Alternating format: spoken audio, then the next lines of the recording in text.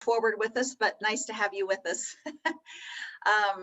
So that's terrific that Zach's here with us. Terrific that all of you are here with us. Congratulations to those of you who sprung forward today. Only from day to day, the life of the wise man runs. What matters of seasons far away? And indeed, that's our goal, to live each day fully and each and every moment true. And that song is Men of Worth. And as I mentioned, they tour around Montana when they could tour. My sister and I were fortunate to do one of their tours to Ireland some time ago, and it was a lot of fun. We have a lot happening at this present moment. As I mentioned, St. Patrick's Day is near. Daylight saving time began today, and more light for us at the end of the day, right? Next Saturday is the first day of spring, more light heading into the equinox, the vernal equinox, in fact, in the Northern Hemisphere. And I don't know about any of you, but each time the vernal equinox comes around, I think of wine coolers. Does anybody remember? I don't think they make them anymore, but the Bartles and James wine coolers, and their advertisements were two elderly gentlemen sitting on the porch, rocking in their rocking chairs. I think one was Bartles and one was James, right? And they would do these funny little clips. And I remember one of them said, "What's all this I hear about vernal equinox?" And the other guy said, "Yeah, I knew Vernal when he was just a kid. No big deal." And so every time the vernal equinox comes around, many of you want to plant your gardens, and I want a wine cooler. So the vernal equinox is upon us. It's also, of course, a time, many of you thinking about what to plant in your garden. And I'm going to begin with a Celtic prayer called In the Garden. And we could apply it really to our gathering today, because truly we are here to plant and to grow and to be a garden of growing minds and spirits. And it is a Christian Celtic prayer as opposed to a pagan prayer. So you'll hear some Christian words to that effect. Change them if you want to. And then Zach, our song after this will be Surely the Presence, just to give you a heads up. Circle this place by day and by night. Circle it in winter, circle it in summer. Look down upon it with your smile. Lift it up with your spirit and your strength. Keep far from it all that harms. Keep all that's good within Christ's arms. May this place be fragrant with the presence of the Lord. May this place overflow with the gratitude of his people. May this place echo with sounds of joy. May clouds of God's peace envelop it. God's peace be always here and in those who dwell here. Let us all enjoy his presence now. So be it. Yes, and Zach, if you're able to play Surely the Presence, we'll do that and move into our settling in and a moment of connection.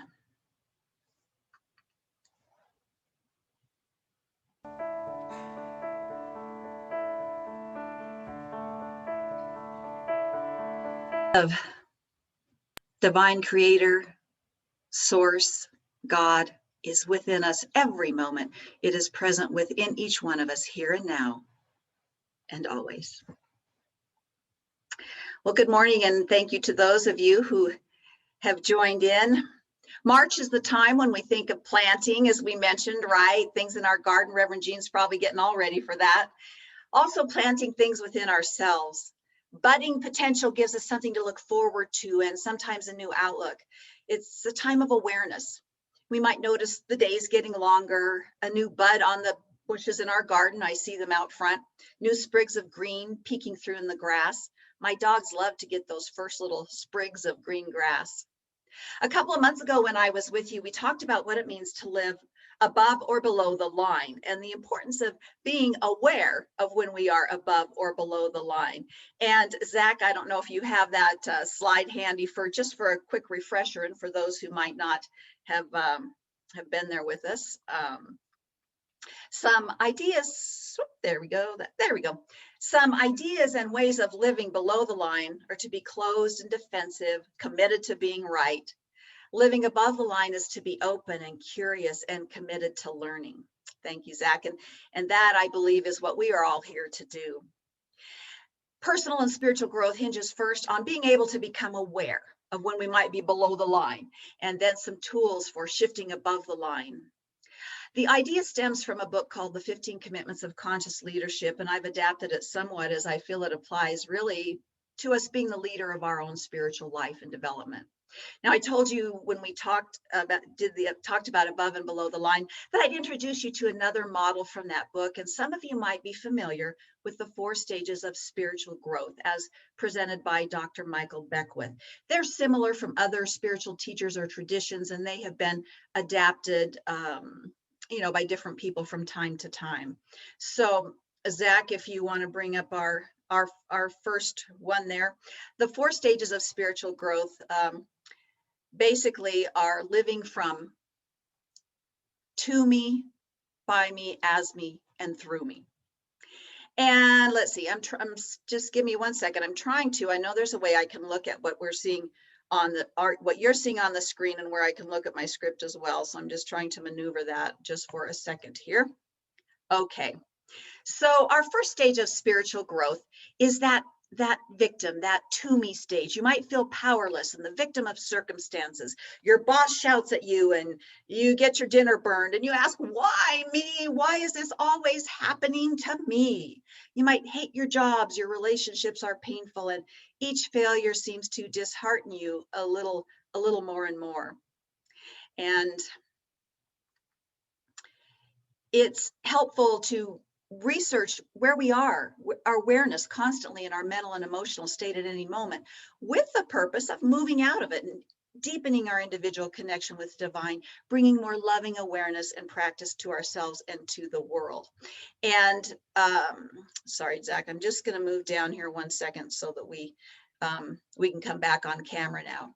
Now, the model presents some states of being in the world, not stages of being in the world. And it's important to note that because stages are progressive sequential areas of our life, like, infancy, childhood, adulthood. States, on the other hand, are not sequential. They're not developmental. We can move in between them often in hours or minutes, like from sleep to awake. They don't have a pattern. And becoming aware of which state we're in at any moment is the first key to shifting. And we talked about that in the above and the below the line. It's okay to be there below the line or in the victim stage, but it is critical to move out of it for our personal and spiritual growth.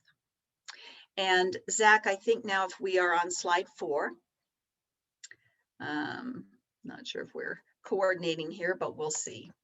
If this gets too cumbersome, we'll forego it.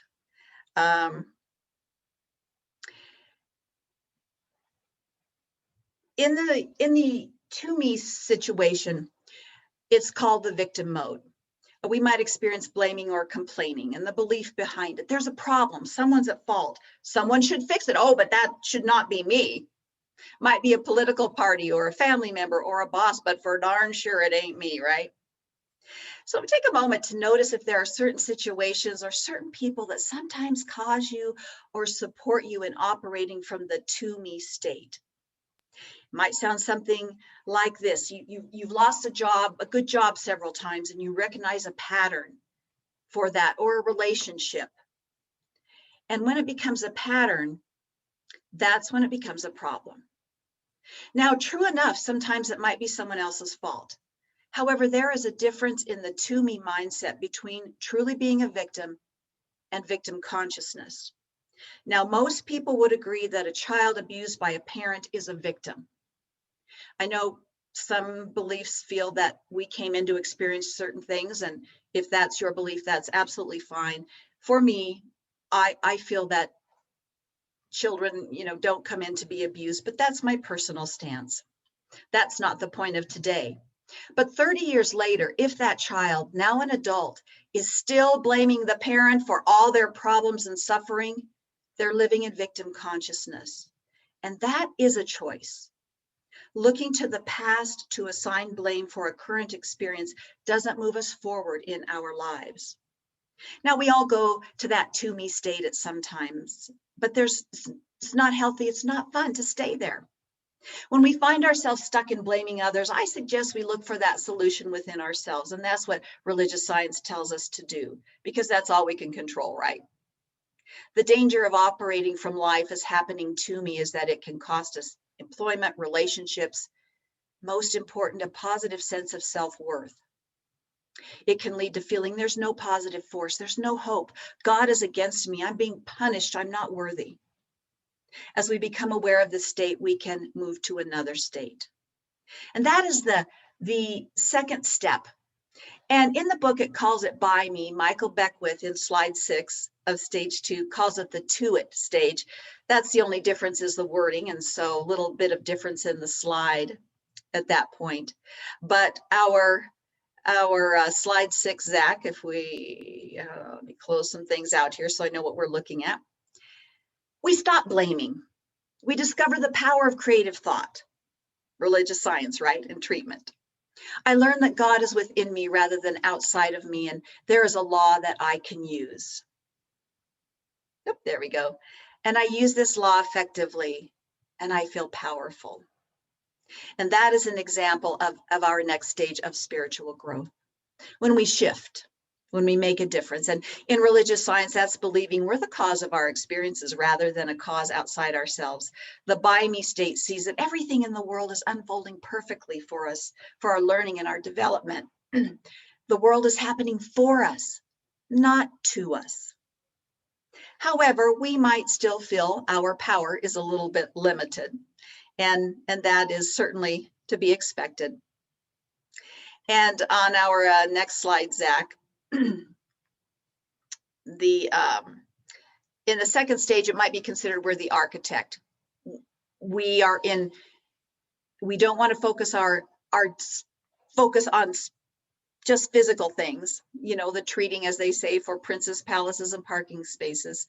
But we can try that, and we might lose a little bit of touch with our spiritual growth. However, we still feel that with no higher power to rely on, we could be exposed to some doubts and fears. And that can be very common too, especially when moving through religious science techniques and learning about it. This can be challenging, especially when losing a job, staying above the line, not hating the manager, or worried about how we're going to survive monetarily. Instead of asking, why is this happening to me? The by me person asks questions like, what can I learn from this? How is this situation for me? How am I creating this? So the gateway to move from to me to by me is responsibility, meaning we choose to take responsibility for what's happening in our lives, let go of blame for ourselves and others, open to curiosity to learn all that life has to teach us. Our third state of spiritual growth in this model is the through me way of living and leading. Now, central to this and the by me state is curiosity. Helps us guide us to a different set of questions. Instead of why me, whose fault is this? We ask, is there something going on in addition to me? What's the nature of this other? Is it possible to be in relationship with the other? What do I want? These are not just religious or spiritual questions, but scientists who ask these questions may conclude that the other is the energy of the quantum field, not even necessarily God, but that's the science aspect. And then, of course, we believe in the religious aspect, and that's where religious science ties it together. That's not to say that scientists aren't religious, of course, but I use that demonstration that no matter our belief, our lack thereof, the key to through me is that spiritual leading, we begin to notice something beyond ourselves. We might ask, what do I want? And we come up with a clear purpose and our goal, and we work toward that. In the through me state, our questions change to, what is life's highest idea of itself? What wants to manifest through me?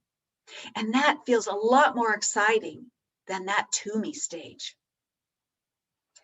And the cool thing about the through me stage is that we understand the presence and the power which created the universe is also here for us to use.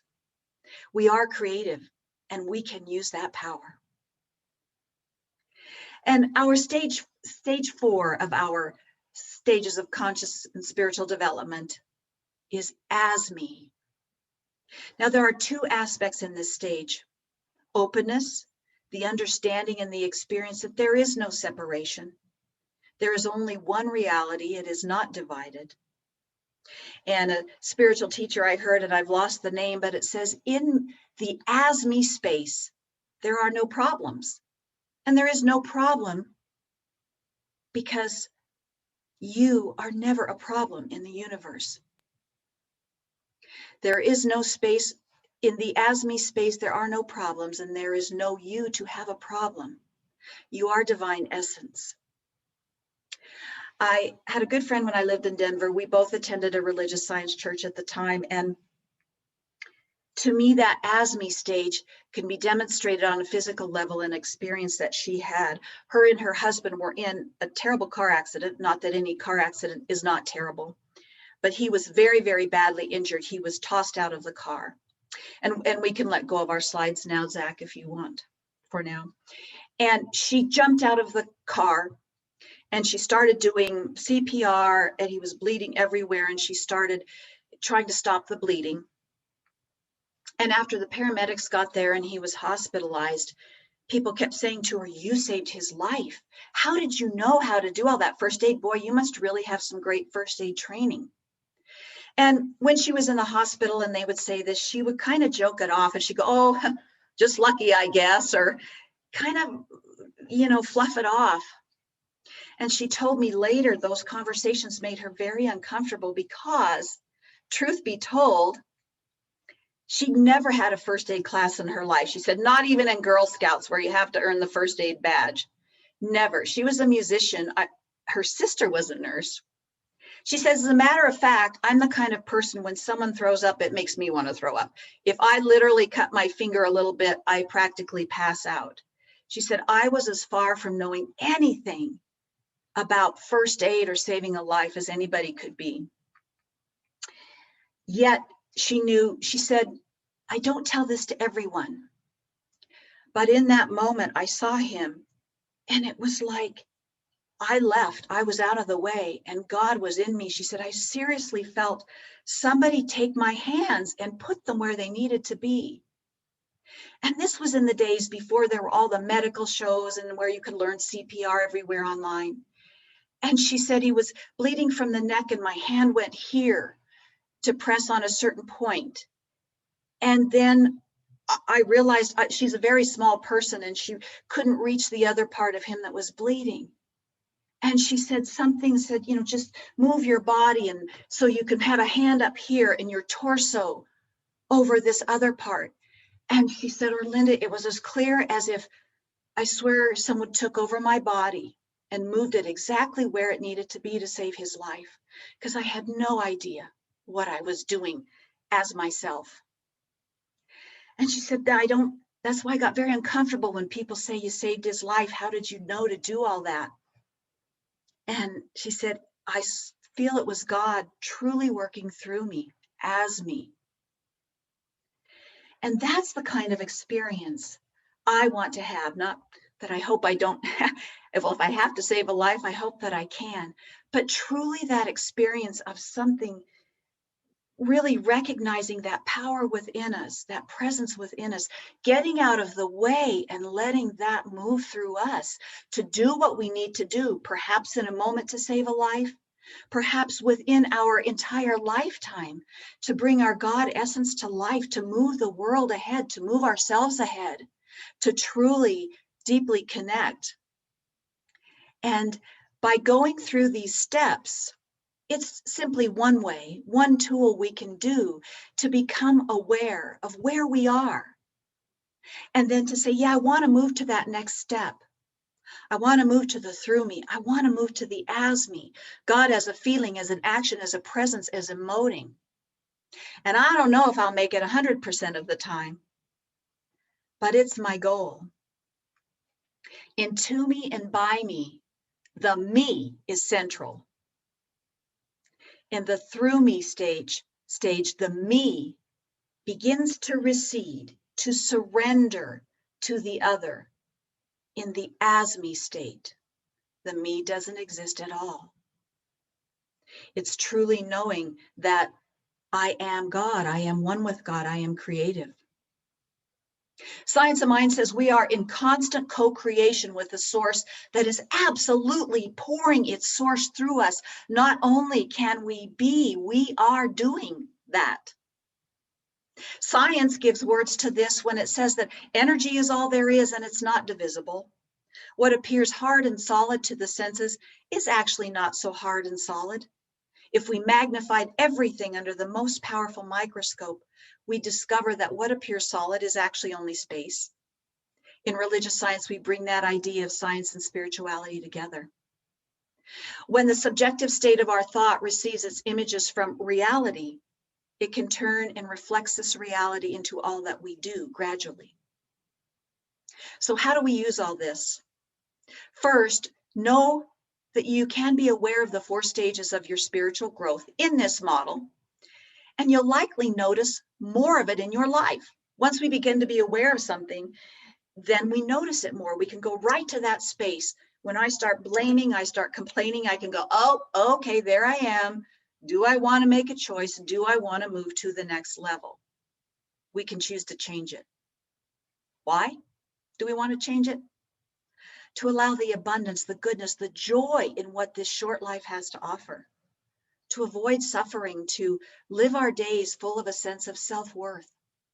To truly come to know and experience that ability that we have to shift and to create the experience we want in life, not to simply feel that we have to deal with what we've been dealt. To clear out a pattern, and that might be getting in the way of expressing your highest and best. Science of Mind says it's a thing that happens inside of you that makes you open to the outside. It's not always easy. There's scientific research that says our brain, a certain pattern, a certain thought actually creates a little rut in our brain.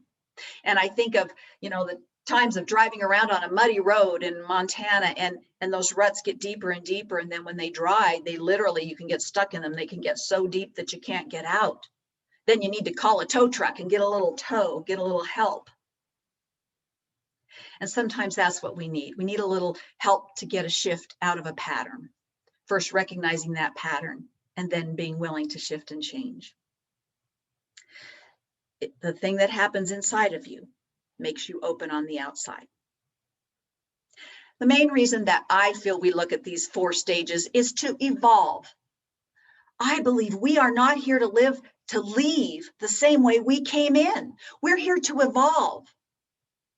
Charles Fillmore, founder of Unity and a contemporary of Ernest Holmes, says this: evolution is the result of the development of ideas of mind. What we are is the result of the evolution of our consciousness. And our consciousness is the result of the seed ideas sown in our minds. Therefore, spiritual evolution is the unfolding of the Spirit of God into expression. We're part of that. From Ernest Holmes now, remember we're dealing with intelligence. It is going to evolve our concept exactly as we involved it. I'll repeat that. Divine intelligence, it is going to evolve our concept of it exactly as we involve it. To me, that means the degree to which we're conscious of our spiritual growth and our stages. Involve yourself in clearing away unconscious hidden blocks in your subconscious that may actually push away what you really want and what we think we want. Science of Mind says that which we call personality is the instrument through which spirit operates. Love that. That which we call personality is the instrument through which spirit operates, and we're all different in that way, all blessed. Spirit can operate for the individual only by operating through him or her. Be willing to flow to a new higher state to make it easier for spirit to operate through you. That's all we're doing. We are spirit, we can't change that, but we can make it easier, right? By clearing out some of the blocks, by paying attention to what state we're in. And that is reason enough in my mind to entertain the awareness of what state I'm in at any given moment, working to shift that state and in turn the vibrational state to a more productive one that's easier for the good of God to operate through. We each have our part to play in this great piece of music called life. And it's really just like keeping an instrument in tune, right? You can play a piano that's out of tune and it's okay. But, when it's in tune, it sounds a little better. Paying attention to when we're below that line, when we are in the to me, the by me, the through me, the as me state, makes us ready to join that beautiful symphony of life in perfect tune. Checking in on your state of spiritual growth is but one way to continue to unfold into deeper and greater expression of God, of divine creation, of that which created us. We all have many ways, many things, ways we can do it. And simply today, offering you another tool to do that. Be aware of what's causing any discord in your life and then shift it and know that God lives and moves and has its being in you. And boy, some of that shifting can take such conscious awareness and such a tough decision, to let go of blame or for yourself even, or sorrow or guilt, whatever it is, and to move. Now, Zach, if it's possible, I would like you to bring up just our final PDF to review. And Reverend Jean has agreed to put this in the newsletter next time around. Because I like to offer something that if you want, you can print it out or put it up on your fridge. I'll do that from time to time. And it's a reminder. And then when I've got that reminder ingrained, I take it down and put up something else. So actually, and if you scroll down a little bit for us, Zach, it actually begins perfect. On the bottom left with that to me stage. It's the life happens to me. Posture is we're a victim. Our experience might be that we're blaming and complaining. The belief that there's a problem, someone's at fault, someone should fix this, not me. Key questions to ask if we find ourselves in this state. Why me? Whose fault is this? That's where we may go. Now, the benefits, we experience separateness, drama as entertainment, and an adrenaline high. Now, if you look to the right, as we move into our by me state, remember we talked about that's where responsibility comes in. I make life happen. Our posture is that we're a creator. Our experiences, we're curious, we have appreciation. Our belief is that our problems are here for me to learn from. I created that problem, so I can solve it. Key questions, what can I learn? What do I want to create? And the benefits of the by me stage, personal empowerment, defining your wants and desires. And now as we move up, we surrender even more. And if you scroll our slide up there for a sec. There we go, thank you. We slide up to the through me stage. I cooperate with life happening. My posture, I'm the co-creator. My experience, I allow the flow, the wonder, the awe. The belief, I am the source of all, meaning that I experience things and they are perfect, they are whole, they are complete. Life handles all apparent problems. And we might say God handles all apparent problems, or spirit. And then we come even more into oneness, into openness as me. Life is me. We are at one with all. Our experience is peace, spaciousness, and of course, much more. Our belief, there is just oneness, no problems, no one to solve them. No more questions, just knowingness. Our benefits is that we experience oneness and non-dualism. We have unlimited freedom and peace. And as I said, this sheet will be either sent to you through Reverend Deb or in the newsletter in case you'd like to review it, if this speaks to you as a potential tool for deepening, for moving through difficult times in your life. Our consciousness is the result of seeds sown, of what we plant. And perhaps an action, I always like to give us a physical action to take as you plant your seeds this spring, or maybe you're getting them ready inside. You think of a positive quality of the state of evolution that you want to live in the most time that you want to grow. You might say, hey, I plant this seed for petunias and patience. I plant this seed for sunflowers and source. I plant this seed for geraniums and gratefulness. You get the idea. It's just something fun to try if you'd like to. What do you expect from the next days of your life? Depends on what you plant, what you nurture, what you're willing to weed out, and how much you're willing to become aware of where you are, what state of spiritual development you are in, and your willingness to shift if and when needed. Science Mind magazine today, in the reading for today, says, we do not get what we want, we get what we are. We do not get what we want, we get what we are. That is why, for me, I feel, and I share with you, that's why it's so important to actually embody and be aware of what stage we're in, and embody the principles of where we want to live. It's not just enough to read it, to hear it, to say it. We want to embody it. We want it as me and through me. I'll close with a song that you may recognize. However, I didn't realize till I was doing a little research that it was originally an Irish hymn. So we're going to wrap back up with our honoring of St. Patrick's Day in a couple of days. You might have heard it other times rewritten with different words. However, this is the original Christian Celtic version. Be thou my vision. Be thou my wisdom.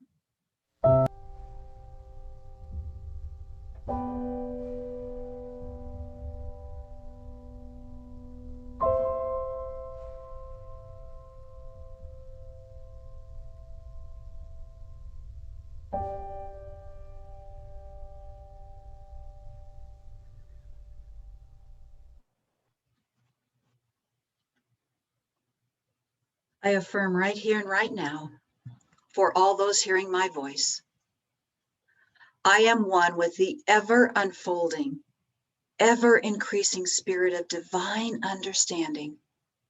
My whole consciousness is evolving. The seeds are planted and ripening into perfection. I set my intention to stay spiritually grounded. It may appear that I do not have control over what happens around me, yet I can claim dominion over what happens within me. Today, I intend to respond to my life from a place of deep knowing, of deep equilibrium, of deep growth and deep poise. I use my spiritual tools of prayer, treatment, visualizations, and affirmations to keep my mind focused on what is mine to do and to be. I keep my awareness on what state I am in, and I shift as needed to stay spiritually grounded, growing, evolving, and always and forever basking in the warmth of God's goodness and grace. And so it is.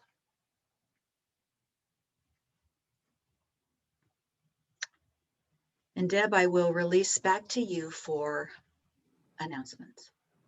Thank you all. Orlinda, thank you so much. That last hymn is going to dance in my mind for a long time. Thanks for sharing that. Yes, I'll put the artist in the chat. I meant to do that earlier, but I'll do that. Okay. So announcements. Next week is our annual meeting. We're required by our bylaws to have an annual meeting each. Sorry, I'm checking my view here.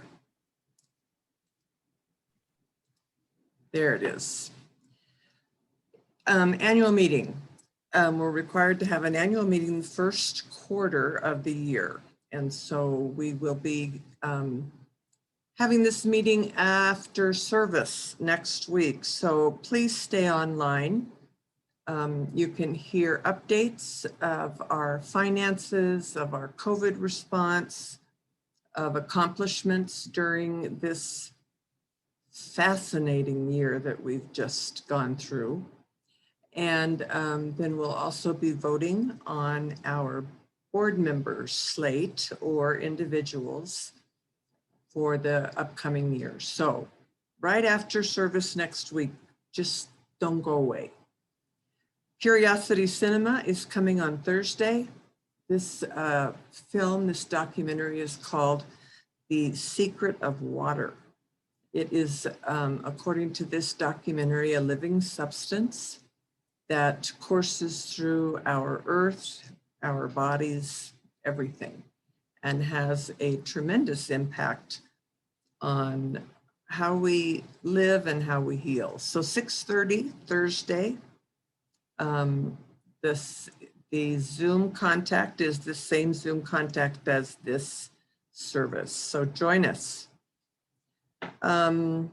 Next week, Reverend Dr. Charles Geddes will be with us for Grace is the Way. And then, of course, after Dr. Geddes, you'll stay for the annual meeting. Let me say that again. Catherine, our rotation is coming up for Family Promise in April. Will you talk to us a little bit about that, please? Yes, I'm turning off my camera, so hopefully I'll get a little bit more bandwidth and you can hear me. We can hear you. Our, It'd be nice to see you. okay, I get it. all right. Our rotation will be Monday, April 19th and Tuesday, April 20th. And we will again be at First Christian Church, which is on the corner of Power and Benton Streets. And we'll be providing the overnights, and we'll be delivering 2 meals this time to the day center. Let's see. I guess it seems like there was more that I wanted to say, but I know.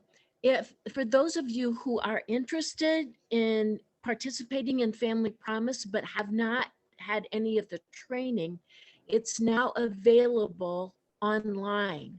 So if you would like to be a part of Family Promise and to participate in some way, let me know and I will hook you up with that online training.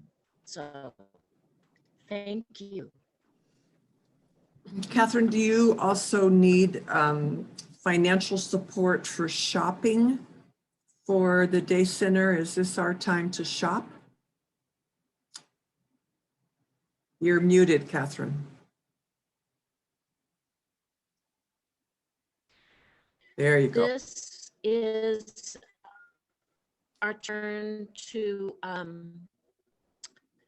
supply the groceries for the day center. So we can always use just cash contributions. You don't have to be trained to do that.